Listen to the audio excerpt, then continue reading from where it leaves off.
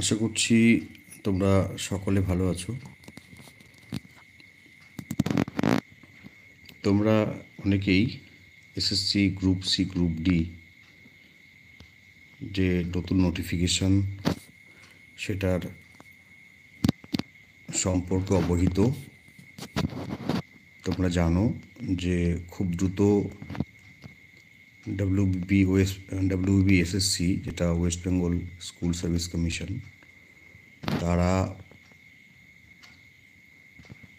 Second আরএলএসটি বলি বা SLST বলি, তার মাধ্যমে সারা পশ্চিমবঙ্গে বেশ কিছু শূন্য পদে ক্লার্ক এবং গ্রুপ ডি নিয়োগ করবে।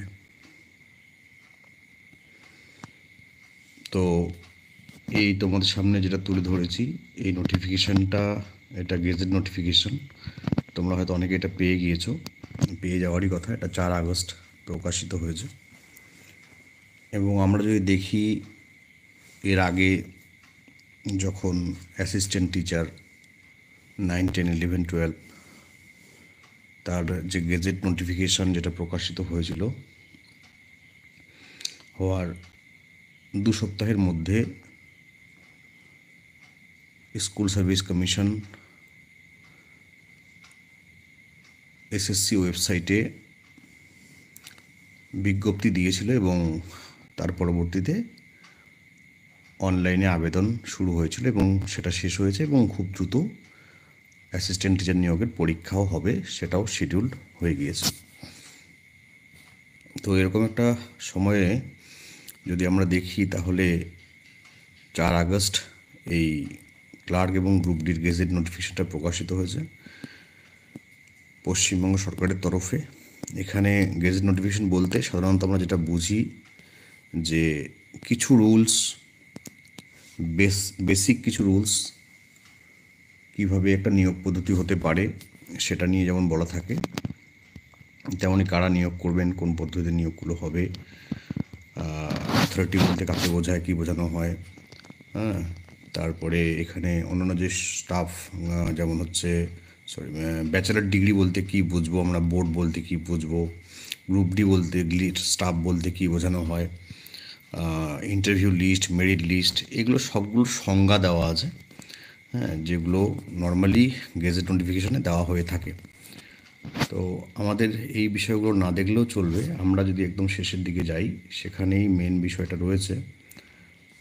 সেটা হলো যে ক্লার্ক, গ্রুপ ডি এবং লাইব্রেরিয়ান, এই যে 3টে পদের নিয়োগ হবে, সেই 3টে পদের কোনটিতে কী ধরনের শিক্ষাগত যোগ্যতার দরকার রয়েছে। তো লাইব্রেরিয়ানটা আমি পরে আসছি, বা লাইব্রেরিয়ানটা নিয়ে আলোচনা না করলেও চলবে। আমরা যদি ক্লার্ক এবং গ্রুপ ডিটার দিকে তাকাই, তাহলে আমরা দেখতে পাবো এখানে ক্লার্কের সম্বন্ধে বলা আছে যে কারা ক্লার্ক পদে আবেদন করার ক্ষেত্রে যোগ্য। তো মিনিমাম মাধ্যমিক পাস হলেই ক্লার্ক পদে আবেদন করা যাবে। পাস্ট স্কুল ফাইনাল, মাধ্যমিক or its equivalent, or old HS in lieu of school final, মাধ্যমিক or its equivalent, on or before the last date of receiving online application। তো অনলাইন অ্যাপ্লিকেশন নেওয়া যখন শুরু হবে, তার যে লাস্ট ডেট থাকবে, সেই ডেটের মধ্যে যারা মাধ্যমিক পাস, কমপক্ষে মাধ্যমিক পাস, তারা ক্লার্ক পদে আবেদন করতে পারবে। বয়সের ক্ষেত্রে যেটা বলা হয়েছে, বয়স হতে হবে 18 বছর থেকে 40 বছরের মধ্যে। দেখো বয়সটা এখানে বয়স বলা হয়েছে, মিনিমাম 18 হতে হবে, ম্যাক্সিমাম 40 বছর হতে হবে। কোন হিসেবে? As on 1 January of the year of advertisement. তো 2025 সালের 1 জানুয়ারি হিসেবে বয়স কমপক্ষে 18 হতে হবে ক্লার্ক পদে আবেদন করার জন্য, আর সর্বোচ্চ হতে পারে সেটা 40 পর্যন্ত। এবার কিছু রিল্যাক্সেশন আছে, বয়সের ক্ষেত্রে ছাড় রয়েছে। যেমন যারা শিডিউল কাস্ট, তারা 5 বছরের ছাড় পাবে। যারা শিডিউল কাস্ট, তারা 5 বছরের ছাড় পাবে। অর্থাৎ শিডিউল কাস্ট হলে 18 বছর বয়স থেকে শুরু করে 45 বছর পর্যন্ত ক্যান্ডিডেটরা অ্যাপ্লাই করতে পারবে, এবং শিডিউল ট্রাইব হলেও 18 থেকে শুরু করে 45 বছর পর্যন্ত অ্যাপ্লাই করতে পারবে। যদি ওবিসি হয় তাহলে 3 বছরের ছাড় থাকছে আপার এজ লিমিটে, অর্থাৎ উপরের দিকে যে বয়সসীমা রয়েছে হিসেব করলে দেখা যায় যে 18 বছর থেকে 43 বছর পর্যন্ত বয়স পর্যন্ত ওবিসি এ বা ওবিসি বি ক্যাটাগরির ক্যান্ডিডেটরা অ্যাপ্লাই করতে পারবে। এছাড়া কি রয়েছে,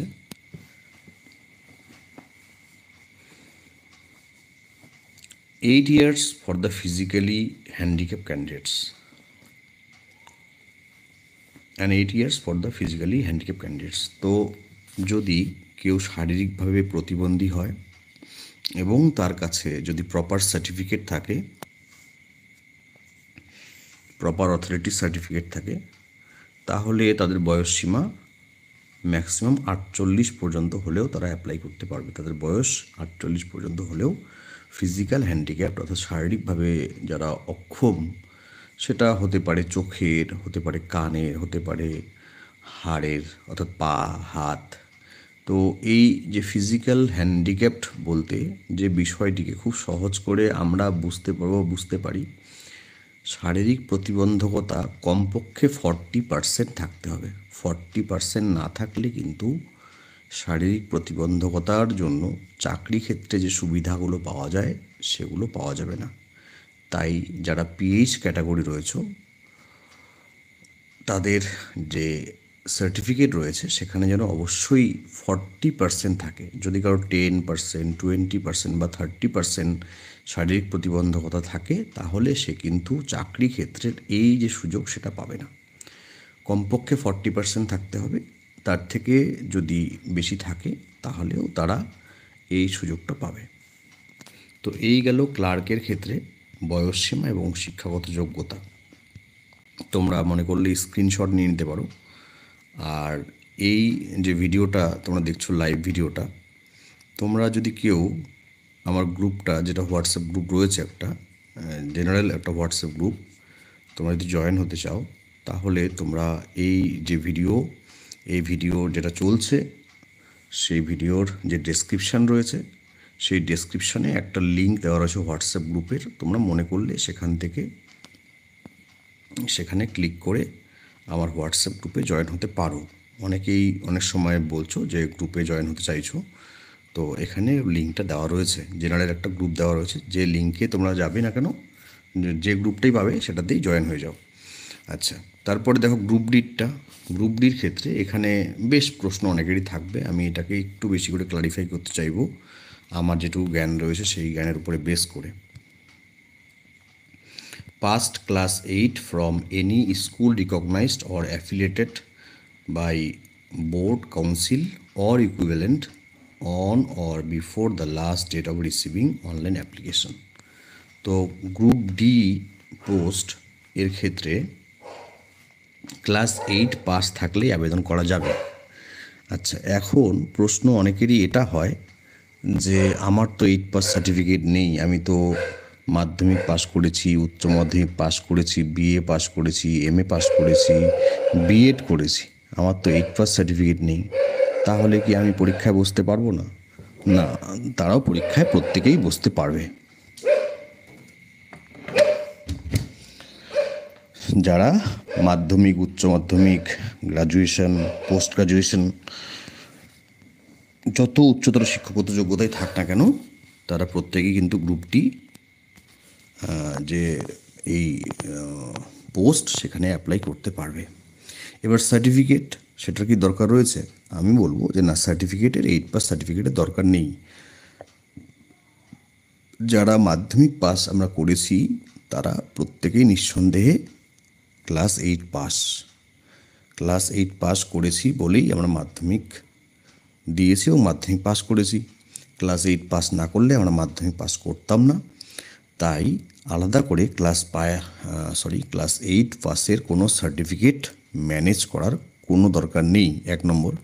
2 নম্বর হচ্ছে যে যারা মাধ্যমিক পাস করে থাকে তাদের স্কুল থেকে ক্লাস 8 পাস সার্টিফিকেট দেওয়ার নিয়মটাও নেই।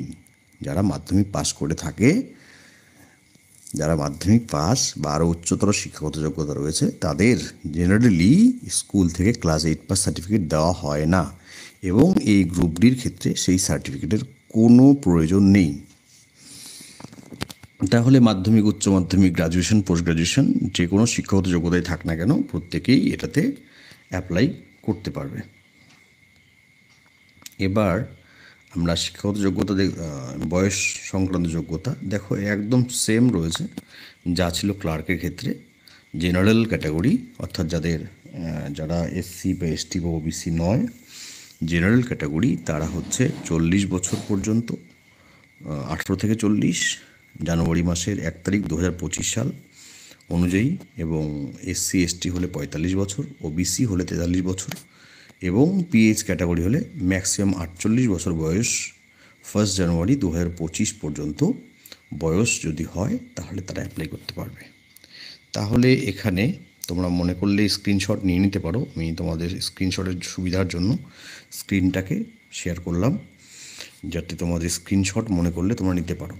এই হলো শিক্ষাগত যোগ্যতা ক্লার্ক এবং গ্রুপ ডির ক্ষেত্রে। আচ্ছা, লাইব্রেরিয়ানটাও তাহলে একটু বলে দিই, তোমরা স্কিপ করে যাবে যাতে লাইব্রেরিয়ানটার দরকার নেই। লাইব্রেরিয়ানটার ক্ষেত্রে, লাইব্রেরিয়ান নিয়োগের ক্ষেত্রে যেটা রয়েছে, bachelor degree in general stream in arts, science, commerce as regular external private candidate through distance mode correspondence course with degree of library science। তো লাইব্রেরি সায়েন্সে যদি ডিগ্রি না থাকে তাহলে লাইব্রেরিয়ান পদে অ্যাপ্লাই করা যাবে না। লাইব্রেরি সায়েন্সের ডিগ্রি থাকলে, অর্থাৎ যেটাকে আমরা সংক্ষেপে বিএলআইএস বলি, বিএলআইএস থাকলেই হচ্ছে, মিনিমাম বিএলআইএস থাকলে অ্যাপ্লাই করা যাবে। তো যারা লাইব্রেরি বিষয় নিয়ে পড়াশোনা করেনি তারা লাইব্রেরিয়ানের পরীক্ষায় বসতে পারবে না। এটা খুব সহজ এবং ক্লিয়ার একটা বিষয়। আচ্ছা, বিএলআইএসের পরে যদি কেউ এমএলআইএস করে থাকে তারাও নিঃসন্দেহে বসতে পারবে। আচ্ছা, আরেকটা এখানে বিষয় রয়েছে যে ডিগ্রি অবশ্যই কমপ্লিট হতে হবে, ডিগ্রি অবশ্যই কমপ্লিট হতে হবে অ্যাপ্লিকেশনের যে লাস্ট ডেট রয়েছে তার আগেই, অন অর বিফোর সেই দিন অথবা তার আগে। বয়সের যদি ব্যাপারটা দেখি লাইব্রেরিয়ানদের ক্ষেত্রে, বয়সের ব্যাপারটা 20 ইয়ার্স, মিনিমামটা 20 ইয়ার্স, ম্যাক্সিমাম হচ্ছে 40 ইয়ার্স। পাশাপাশি এসসি এসটিদের জন্য 5 ইয়ার্স, ওবিসিদের জন্য 3 ইয়ার্স এবং পিএইচ ক্যাটাগরির জন্য 8 ইয়ার্সের নর্মাল যেরকম থাকে বয়সের ক্ষেত্রে ছাড় সেটা রয়েছে। তাহলে এই গেল আমার অফিসিয়াল গেজেট নোটিফিকেশন, যেখানে একসাথে আমি তোমাদের সামনে লাইব্রেরিয়ান, ক্লার্ক এবং গ্রুপ ডি এর শিক্ষাগত যোগ্যতা এবং বয়স সীমা মিনিমাম ও ম্যাক্সিমাম সেটা তোমাদের সামনে তুলে ধরলাম। নেক্সট যে জায়গাটা আমরা যাব এটা ভীষণ ইম্পর্টেন্ট, পাশাপাশি এখানে কিছু বিষয় বলা রয়েছে, এটাও একটু দেখা উচিত আমাদের। Age selection in connection with fresh selection process for recruitment of candidates for the post of non teaching staff commenced pursuant to the direction contained in the judgment and order of the Honorable Supreme Court in civil appeal number এতো of 2024, 3rd April 2025, read with order number এতো shall be given accordance with direction contained therein and to be passed in connection from time to time। তো যে বিষয়টা বয়সের রিল্যাক্সেশনের ক্ষেত্রে একটি বিষয় এখানে উল্লেখ করা হয়েছে, পাশাপাশি বলা হয়েছে যে consideration of application SC ST OBC PH category certificate issued by competent authority only the government of West Bengal. তো শুধুমাত্র পশ্চিমবঙ্গের যারা হচ্ছে SC ST OBC PH category তারাই সুবিধা পাবে। যদি অন্য রাজ্যের হয়ে থাকে তাহলে তারা কিন্তু সুবিধা পাবে না, তারা জেনারেল হিসেবে অ্যাপ্লাই করতে পারবে, অর্থাৎ অন্য রাজ্যের ক্যান্ডিডেটরাও অ্যাপ্লাই করতে পারবে জেনারেল ক্যাটাগরিতে। Candidates who are the subject matter of any litigation and the candidate belonging to such categories from other states will have to appear as general candidates only without any corresponding concession, relaxation. তো যেটা বললাম সেটাই, যে অন্য রাজ্যের ক্ষেত্রে SC ST OBC তাদের কিন্তু জেনারেল হিসেবে ট্রিট করা হবে, এবং বয়স বা ফিস বা কোয়ালিফাইং মার্কসের ক্ষেত্রে কোনো রকম ছাড় তারা পাবে না।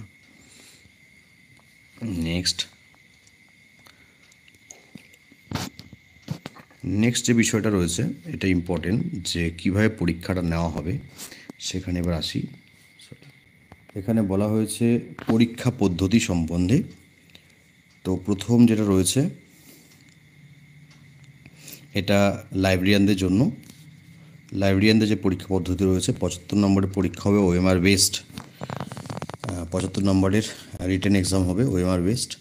তো নিঃসন্দেহে কি থাকবে সেটা, যেহেতু ওএমআরে পরীক্ষা হবে তো 75টা এমসিকিউ থাকবে, অ্যাকাডেমিক কোয়ালিফিকেশান থাকবে, প্রফেশনাল কোয়ালিফিকেশানের সঙ্গে 10 নম্বরের, এবং সিমিলার এক্সপিরিয়েন্স প্রত্যেক বছরের জন্য 1 নম্বর করে, টোটাল 15 নম্বর থাকবে।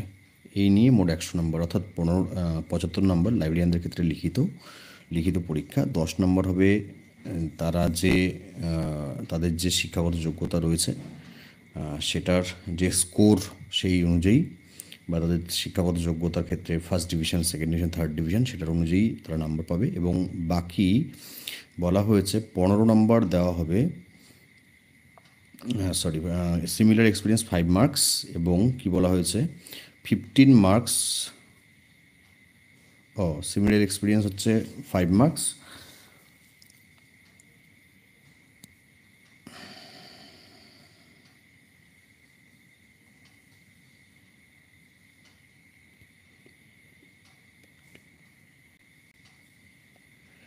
মার্কসই হবে এটা।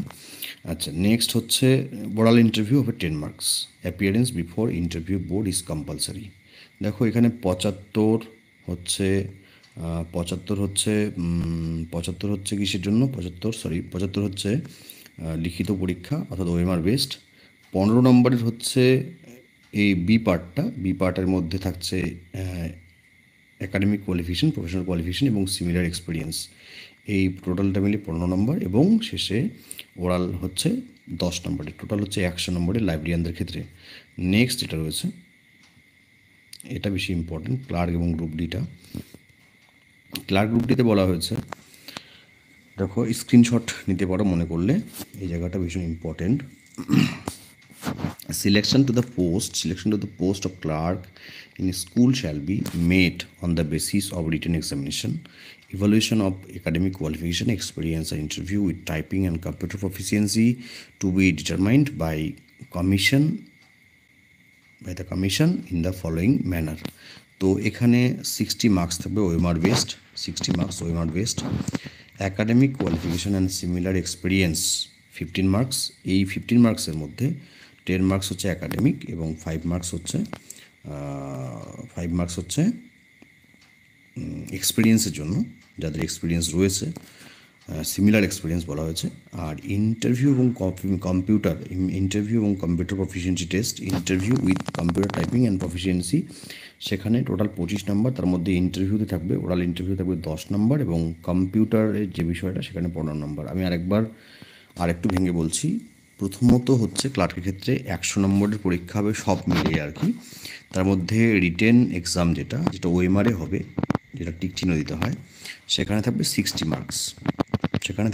মার্কস, এবং যতটুকু আমি মনে করতে পারছি যে প্রিভিয়াস ইয়ারে ক্লার্কের ক্ষেত্রে নেগেটিভ মার্কিং ছিল না, গ্রুপ ডির ক্ষেত্রেও নেগেটিভ মার্কিং ছিল না। এবছর কি হবে সেটা আমাদের দেখতে হবে। তো এখানে খুব সুন্দর লেখা রয়েছে, দেখে নিচ্ছি পরের দিকে। তো 60 মার্কসের হচ্ছে ওএমআর বেসড কোশ্চেন হবে, 60টা কোশ্চেন থাকবে, 60 নাম্বার থাকবে। অ্যাকাডেমিক কোয়ালিফিকেশন এর উপরে থাকবে 10 নাম্বার, অর্থাৎ যারা ফার্স্ট ডিভিশন পেয়েছে, সেকেন্ড ডিভিশন পেয়েছে, থার্ড ডিভিশন পেয়েছে, সেই হিসেবে নাম্বারটা।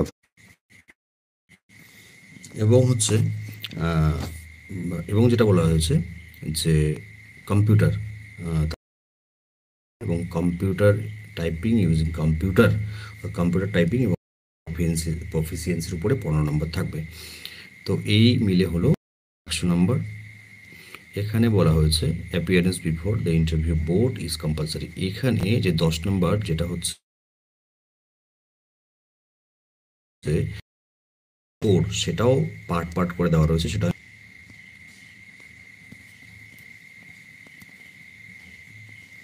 পার্ট সিটা দেখো,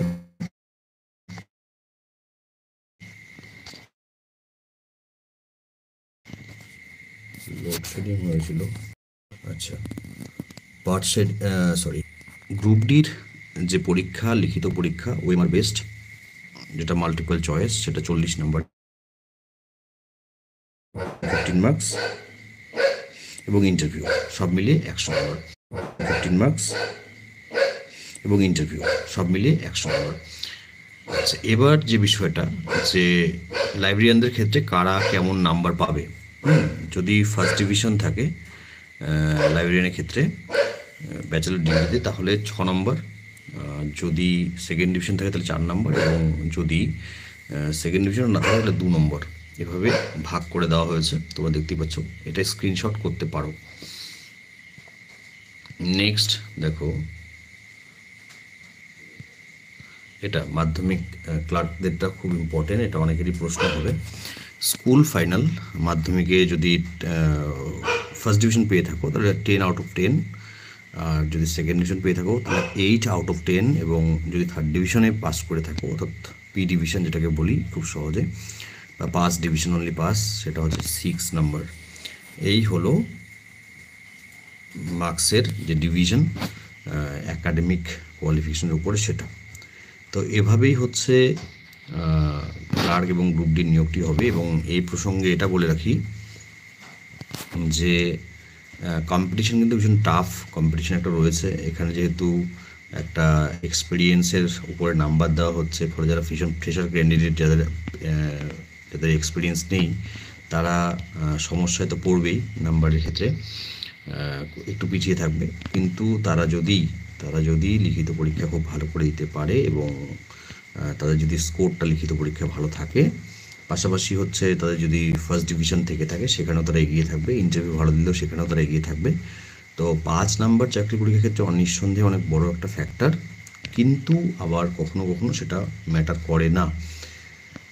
তো আজকে ছিল এইটুকুই বলার। বাকি বিষয়গুলো তোমাদের সঙ্গে আমি শেয়ার করব নিঃসন্দেহে, এবং যখন অ্যাপ্লিকেশন শুরু হবে তার আগে পরে আমি চেষ্টা করব ক্লাস শুরু করার, ধীরে ধীরে করে ক্লাস করাবো, চেষ্টা করছি।